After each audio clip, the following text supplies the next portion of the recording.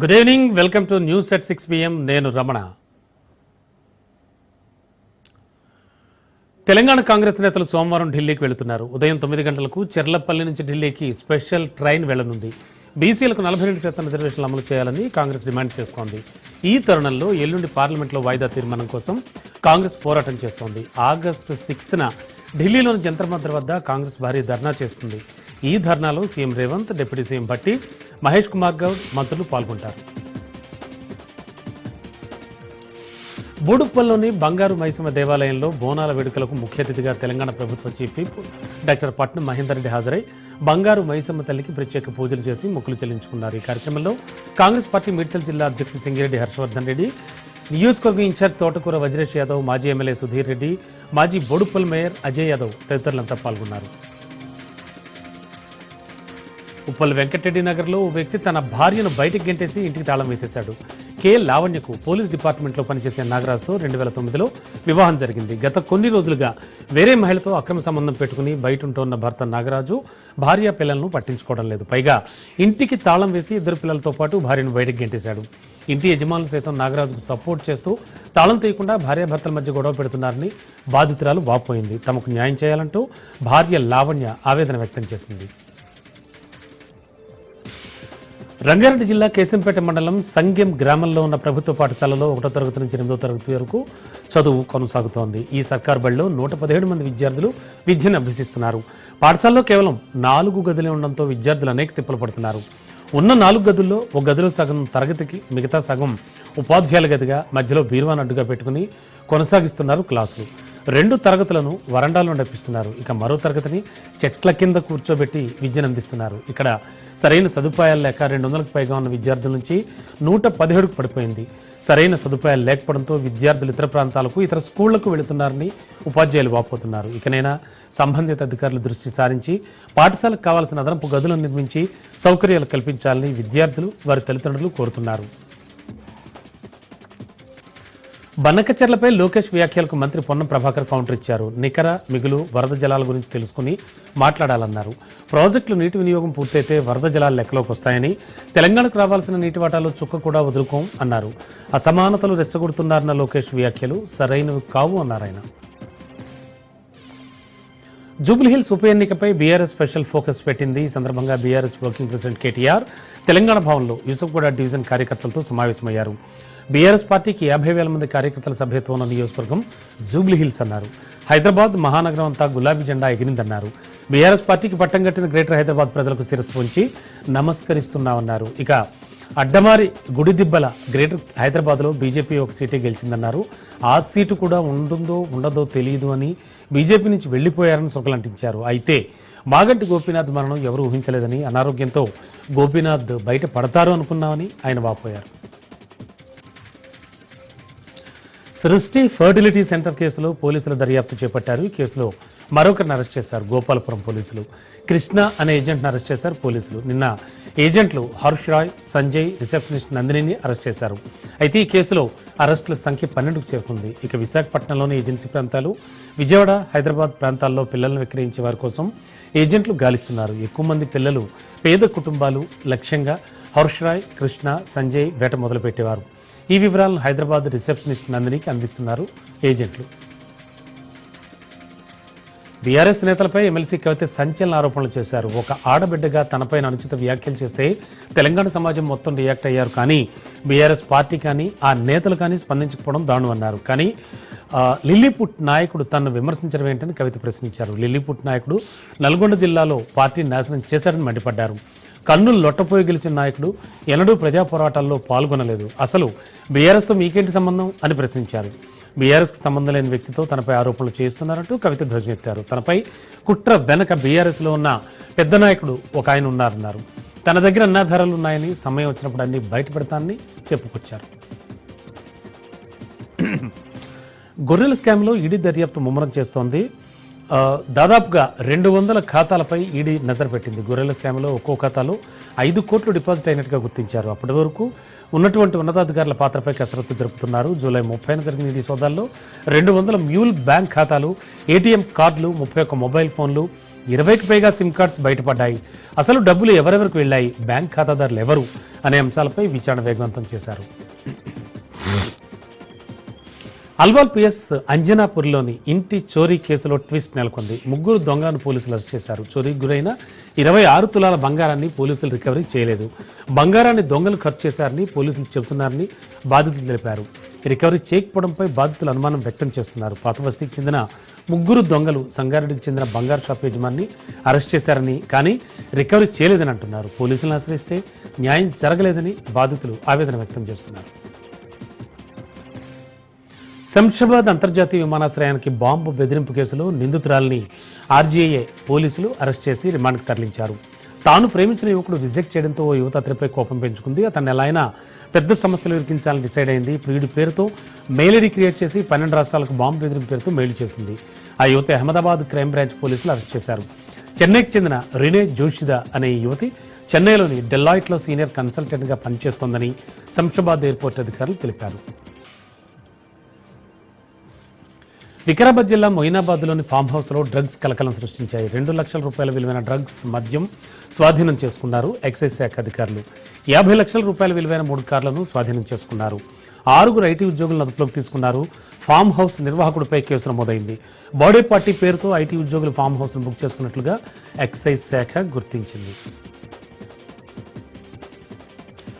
Wellness కేంద్రాల ద్వారా నాణ్యమైన వైద్యంతో పాటు మందులను అందించేలా అన్ని చర్యలు తీసుకుంటున్నట్లు ఆరోగ్యశ్రీ జీఎం డాక్టర్ రాంబాబు నాయక్ తెలిపారు. ఆదిలాబాద్ వెల్నెస్ సెంటర్ను ఆయన తనిఖీ చేశారు. మందుల నిల్వలతో పాటు వైద్యుల పనితీరును కూడా ఆయన అడిగి తెలుసుకున్నారు.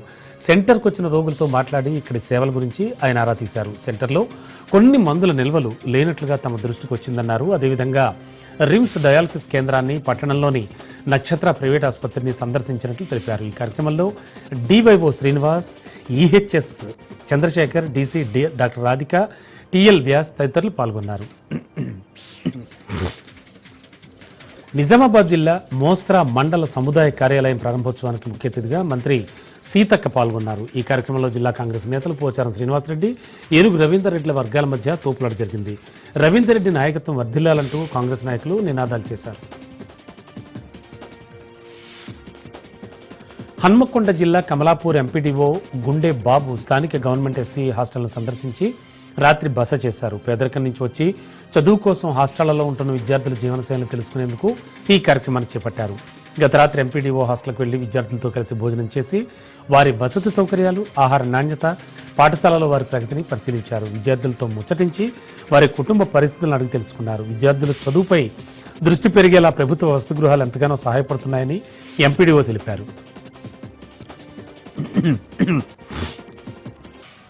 ఇక ములుగు జిల్లా వెంకటాపురం మండల పరిధి రామచంద్రపురంలో టేకు దొంగలు తరలిస్తున్న 2 బొలెరో వాహనాలను ఫారెస్ట్ అధికారులు స్వాధీనం చేసుకుని కేసు నమోదు చేశారు.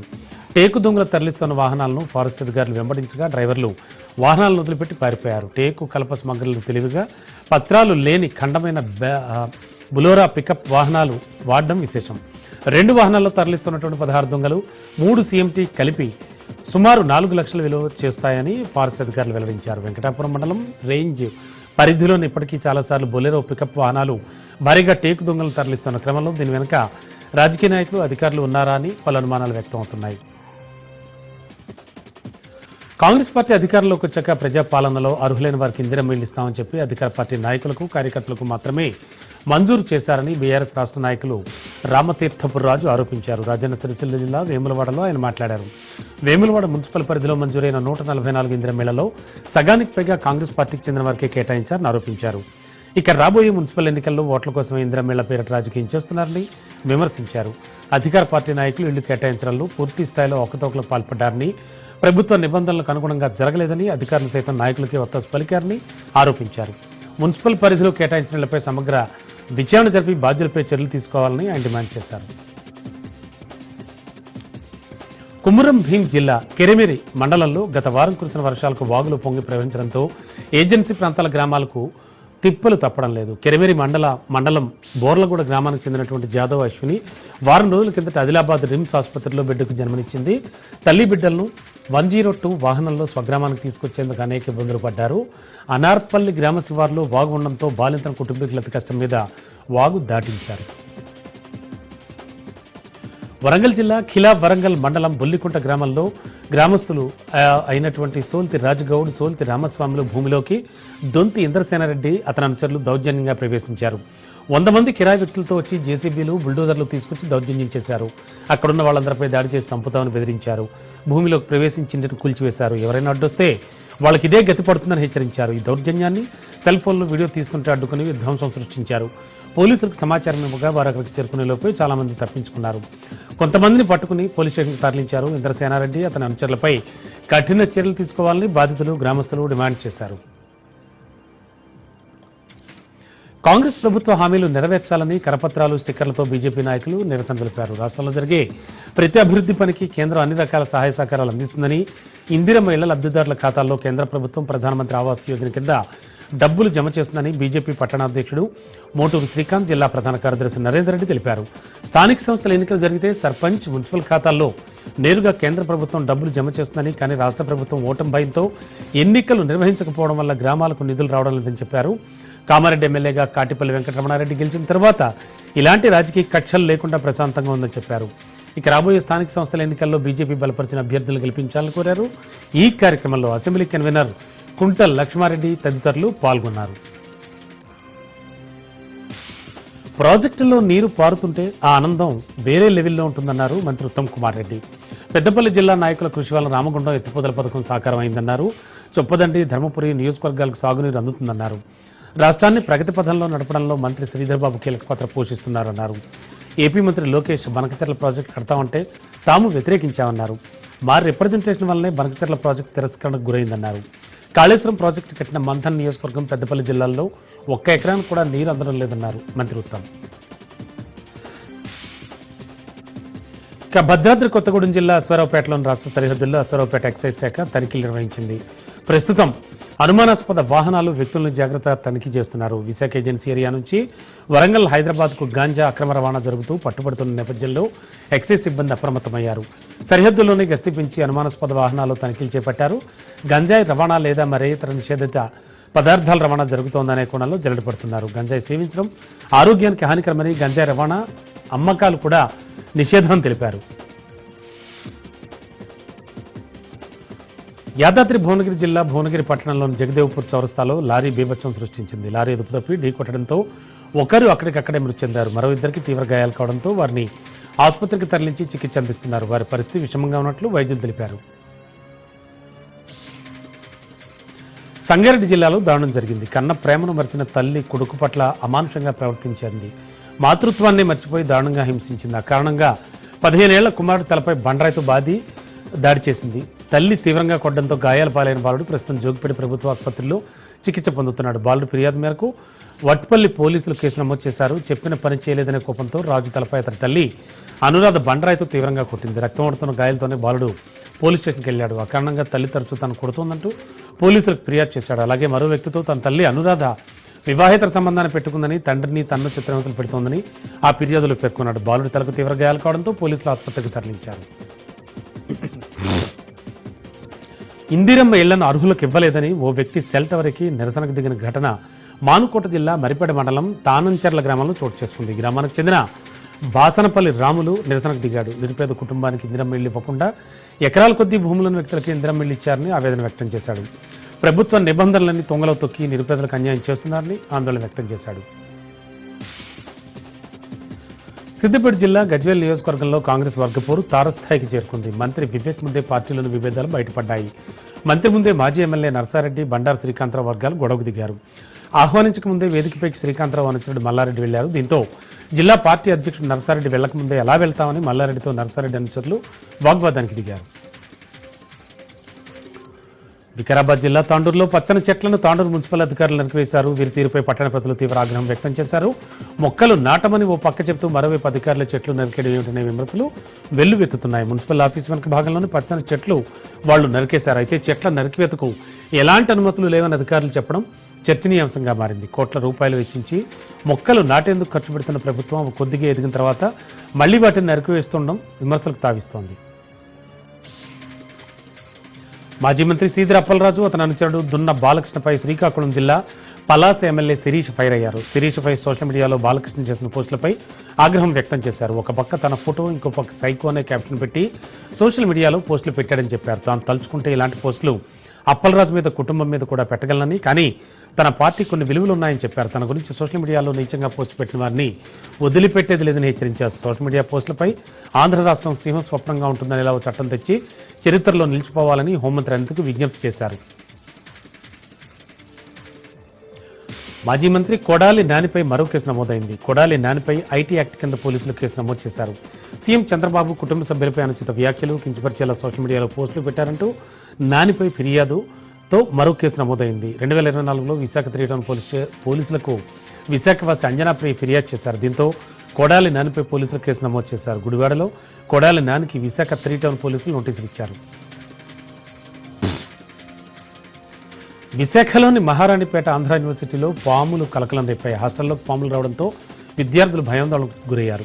హాస్టల్లోకి నిత్యం ఎలుకలు, పాములు వస్తున్నాయని విద్యార్థులు ఆవేదన వ్యక్తం చేస్తున్నారు. అధికారులు స్నేక్ క్యాచర్కి సమాచారం ఇవ్వడంతో పాములు పట్టుకున్నారు. అధికారులు స్పందించి పాముల సమస్యను పరిష్కరించాలని విద్యార్థులు డిమాండ్ చేశారు. ఇక విశాఖలో ఫుడ్ సేఫ్టీ అధికారులు స్పెషల్ డ్రైవ్ నిర్వహించారు. రెస్టారెంట్లు, స్వీట్స్, బేకరీ షాపులపై అధికారులు దాడులు నిర్వహించారు. మొత్తం 40 బృందాలుగా ఏర్పడి గాజువాక, భీమిలి, విశాఖల్లో ఏకకాలం తనిఖీ చేపట్టారు. నాణ్యతలో పెంచిన 30 షాపులపై అధికారులు కేసులు నమోదు చేశారు. నమూనాలను ల్యాబ్కు పంపించామని ఫుడ్ కంట్రోలర్ పూర్ణచంద్రరావు తెలిపారు. ఇక కృష్ణా జిల్లా చోడవరంలో ప్రకృతి అవెన్యూస్ పేరుతో కరకట్టపై గేటెడ్ కమ్యూనిటీ నిర్మించారు. నిబంధనలు ఉల్లంఘించి ఇరిగేషన్ స్థలాన్ని ఆక్రమించారని జిల్లా కలెక్టర్కు సామాజిక కార్యకర్త దయాకర్ బాబు ఫిర్యాదు చేశారు. ఈ ఫిర్యాదుతో అధికారులు సర్వే చేపట్టారు. 4.5 ఎకరాలు ఉండవలసిన వెంచర్ సర్వేలో 7.6 ఎకరాలు ఉందని, 3 ఎకరాల స్థలం ఎవరిదో తేల్చాలని ప్రభుత్వ అధికారులను సామాజిక కార్యకర్త డిమాండ్ చేశారు. సుమారు ఇక్కడ ఎకరం 20 కోట్ల రూపాయలు పలుకుతోందని, ఈ లెక్కన 70 కోట్ల వరకు అవినీతి జరిగిందని, దీనిపై పూర్తి స్థాయిలో విచారణ జరిపి చర్యలు చేపట్టాలని అధికారులను కోరారు. సర్వే చేపట్టిన అధికారులు 7.6 ఎకరాలు ఉందని నివేదికను అధికారులకు ఇచ్చారు. దీంతో ప్లాట్లు కొనుక్కునే కస్టమర్స్ అన్ని చూసుకుని కొనుక్కోవాలని ప్రజలకు సామాజిక కార్యకర్త హితవు పలికారు. కాకినాడ జిల్లా సామర్లకోటలో ట్రిపుల్ మర్డర్ సంచలనం సృష్టించింది.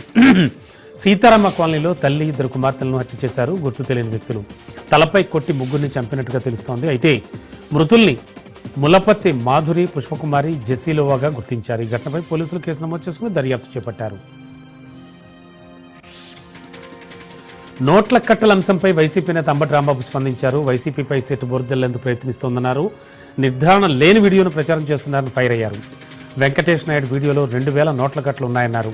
ఎన్నికలు గతేడాది మేలో జరిగాయని, 2023 మే నాటికి 2000 నోట్లను వెనక్కు తీసుకున్నారన్నారు. ఎన్నికల్లో లిక్కర్ డబ్బు పంచారన్నది అబద్ధమని తేల్చెప్పారు. బాపట్ల జిల్లా బల్లికురవలోని ఓ గ్రానైట్ క్వారీలో ప్రమాదం జరిగింది. క్వారీ అంచు విరిగిపడడంతో 6 కార్మికులు మృత్యువాత పడ్డారు. మృతుల సంఖ్య మరింత పెరిగే అవకాశం ఉంది. ప్రమాద సమయంలో 15 మంది కార్మికులు ఉన్నట్టుగా తెలుస్తోంది. పోలీసులు ఘటనాస్థలికి చేరుకుని సహాయక చర్యలు కొనసాగిస్తున్నారు. శ్రీ సత్యసాయి జిల్లా మడకసిర నియోజకవర్గ పరిధిలోని రోళ్ల మండలంలో మద్యం మత్తులో 2 వీఆర్ఓలు వీరంగం సృష్టించారు. రోళ్ల మండలం నేషనల్ హైవేపై టోల్గేట్ దగ్గర ఘటన చోటు చేసుకుంది. ఈ మండల వీఆర్ఓలు నాగరాజు, రంగనాథ్ ఫుల్గా మద్యం సేవించి అటుగా వెళుతున్న ఒక మాజీ ప్రతినిధిని ఇష్టం వచ్చినట్టుగా బండబూతులు తిట్టారు. ప్రభుత్వ ఉద్యోగులనే కనీస ఇంగిత జ్ఞానం మరిచి వీఆర్ఓలు వ్యవహరించిన తీరుపై తీవ్ర విమర్శలు వ్యక్తమవుతున్నాయి. ఒక మాజీ ఎంపీపీని ఇష్టం వచ్చినట్టుగా బండబూతులు తిట్టారు. విధి నిర్వహణలో మద్యం సేవించి జాతీయ రహదారిపై కూర్చుంటే లేవలేని స్థితిలో ఉన్నారంటే వీరిపై ఉన్నతాధికారుల పరిరక్షణ ఎలా ఉందో బట్టబయలవుతోందన్నారు. మరో అడుగు ముందుకేసి మాజీ ఎంపీపీ కృష్ణప్పపై వీఆర్ఓలు భౌతిక దాడికి పాల్పడ్డారు. తూలుతూ కళ్ళు పెద్దవి చేస్తూ రెచ్చిపోయారు. ఈ తతంగం మొత్తం స్థానికులు కొందరు వీడియోలు తీసి సోషల్ మీడియాలో పోస్ట్ చేశారు. ఈ విషయం తెలుసుకున్న రోళ్ల తహసీల్దార్ షేక్ వలీ వీఆర్ఓలపై ఆగ్రహం వ్యక్తం చేశారు. ఇద్దరిని పెనుకొండ ఆర్డీఓ కార్యాలయానికి సరెండర్ చేశారు. కర్నూలు జిల్లా ఆదోని పట్టణం ఎంఎం కాలనీకి సరఫరా అయ్యే ఎల్టీ విద్యుత్ లైన్ను పూణే నుండి నెల్లూరుకు వెళ్తున్న భారీ కంటైనర్ ఢీకొనడంతో కరెంటు స్తంభాలు విరిగిపడ్డాయి. ఆ తీగలు ఇంటి మీదలకు అంటుకోవడంతో పెను ప్రమాదం తప్పింది. తెల్లవారుజామున కావడంతో ఆ సమయంలో మున్సిపాలిటీ ఉద్యోగులు తమ విధులకు వెళ్లారు. ఆ సమయంలో విరిగిన విద్యుత్ స్తంభాలు మిద్దెలకు ఆనుకోవడంతో ప్రమాదం తప్పిందని అంతా ఊపిరి పీల్చుకున్నారు. సకాలంలో స్పందించిన విద్యుత్ అధికారులు వెంటనే విద్యుత్ సరఫరా నిలిపివేశారు. శ్రీ సత్యసాయి జిల్లా మడకసిర పట్టణంలో రోడ్డు ప్రమాదం జరిగింది. పట్టణంలోని వాల్మీకి సర్కిల్ వద్ద లారీని టెంపో వాహనం ఢీకొట్టింది. టెంపో అదుపు తప్పి మహిళ 2 పిల్లలపై దూసుకెళ్లడంతో తీవ్ర గాయాల పాలయ్యారు. గాయాలతో ఉన్న వారిని హాస్పిటల్కు తరలించారు. ఆసుపత్రిలో క్షతగాతులు చికిత్స పొందుతున్నారు. రోడ్డు పక్కన పార్క్ చేసిన బైక్ను సైతం టెంపో ఢీకొట్టడంతో బైక్ నుజ్జునుజైంది. విషయం తెలుసుకున్న పోలీసులు టెంపో డ్రైవర్పై కేసు నమోదు చేసి విచారిస్తున్నారు. నంద్యాల జిల్లా ఆళ్లగడ్డలో దొంగలు వీరంగం సృష్టించారు. బండల వ్యాపారస్తులైన సంజీవరాయుడు కుటుంబ సభ్యులతో గత రాత్రి చర్చి ప్రార్థనకు వెళ్లగా విషయం తెలుసుకున్న దొంగలు ఇంటి తలుపు పగలగొట్టి ఇంట్లోకి చొరబడ్డారు. బీరువాను పగలగొట్టి 4,50,000 నగదు, 4 తులాల బంగారం చోరీ చేశారు. కూతురు పెళ్లి కోసం దాచుకున్న నగదు, బంగారాన్ని గుర్తు తెలియని దొంగలు దోచుకెళ్లడంతో సంజీవరాయుడు కుటుంబ సభ్యులు తీవ్ర ఆందోళన వ్యక్తం చేశారు. బాధితుల ఫిర్యాదు మేరకు కేసు నమోదు చేసుకుని దర్యాప్తు చేపట్టామని, క్లూస్ టీం ఆధారాలు సేకరించిందని, త్వరలోని దొంగలు పట్టుకుంటామని ఆళ్లగడ్డ టౌన్ సీఐ యుగంధర్ తెలిపారు. కడప బద్వేల్లో భూ ఆక్రమణదారులకు రెవెన్యూ అధికారులు జలకిస్తున్నారు. ప్రభుత్వ భూములు కబ్జా చేసిన వారిపై కఠిన చర్యలు తీసుకుంటున్నారు. కూటమి ప్రభుత్వ ఆదేశాలతో కబ్జాదారుల ఆగడాలకు కళ్లెం వేస్తున్నారు. ఆక్రమిత ప్రభుత్వ భూములను రెవెన్యూ అధికారులు గుర్తించి నోటీసు బోర్డులు ఏర్పాటు చేస్తున్నారు. పుట్టాయిపల్లె విలేజ్లో భారీగా భూ ఆక్రమణలు జరిగినట్టుగా గుర్తించారు అధికారులు. సర్వే నెంబర్ 353 నుంచి 355లో వైసీపీ, టీడీపీ నేతలు 20 ఎకరాలు కబ్జా చేసినట్లు తేలింది. దీంతో ఆయా భూముల్లో ఇది ప్రభుత్వ భూమంటూ తహసీల్దార్ ఉదయభాస్కర్ రాజు బోర్డులు పెట్టించారు.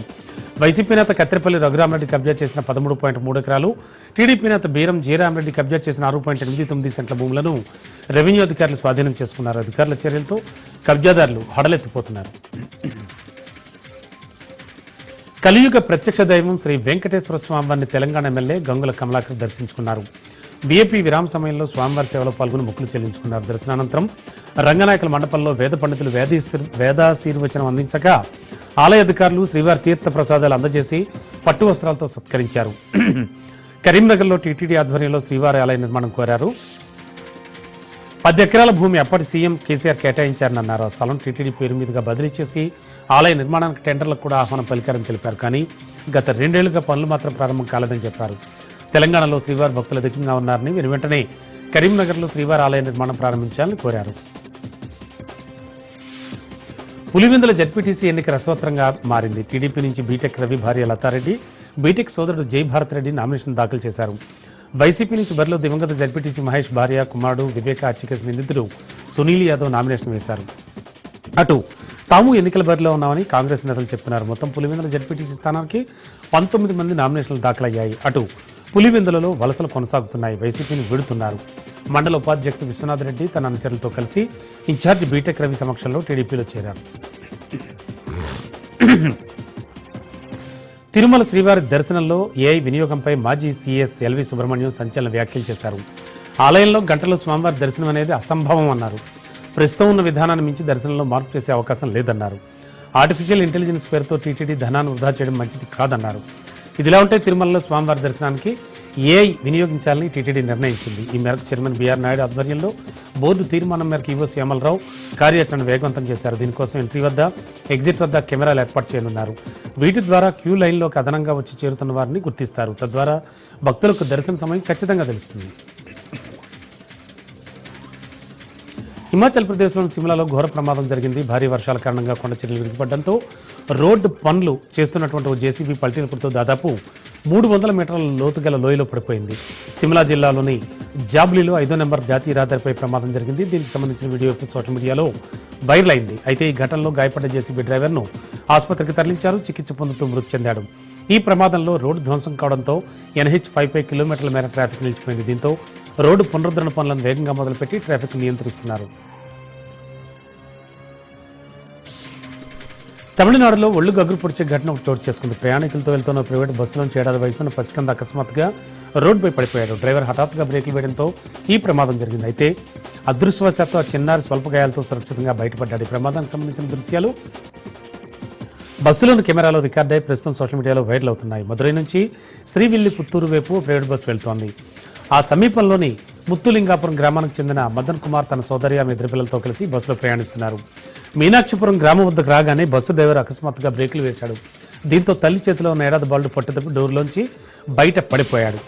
బాలుడికి చిన్నప్పటి గాయాలు కావడంతో అంతా ఊపిరి పీల్చుకున్నారు.